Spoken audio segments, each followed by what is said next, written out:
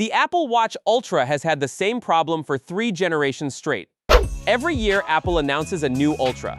Every year, it looks almost identical to the one before it. And every year, the people who bought the previous version feel perfectly fine about not upgrading. Not this year. Because the Ultra 4 is doing something Apple has not done to this watch since the original launched in 2022. It is changing the outside, the inside, and what it is actually capable of measuring, all at once. And one of the upgrades is something no smartwatch company has ever pulled off at this scale. Start with the design, because 4 generations in, this watch is finally getting a genuine makeover. Supply chain sources and DigiTimes both confirmed Apple is shaving around 15% off the chassis thickness.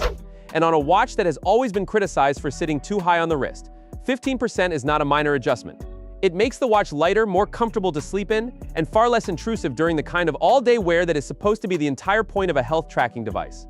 At the same time, the bezels around the display are shrinking, creating a meaningfully larger viewing area without making the watch case itself bigger. So it is thinner, and yet has more screen.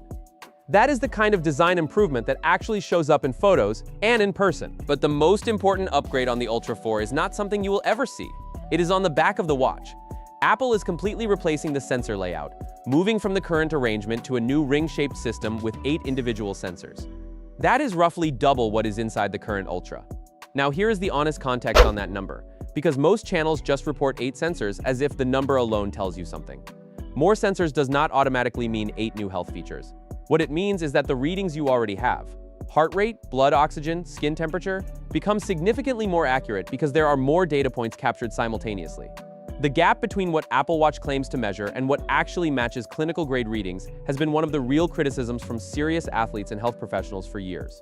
8 sensors is Apple directly addressing that gap, and that is arguably more valuable than adding a headline feature most people never use. Now the chip, and this is where the source video gets something wrong. The Ultra 4 is expected to run on the new S12 chip, built on a 3nm process. Not 2nm as some reports have suggested, but 3nm refined, which still delivers meaningful efficiency gains over the current generation. The key number is battery life, and Gurman has pointed to 72 hours as Apple's target for the Ultra 4 in standard mode. Up from 60 hours on the Ultra 3, that is a genuine improvement, though still comfortably behind the multi-day endurance of Garmin's dedicated outdoor watches. Whether you care about that gap depends entirely on what you use the watch for. Weekend adventure, the Ultra 4 is more than fine. Month-long expedition without charging infrastructure, you are still looking at Garmin.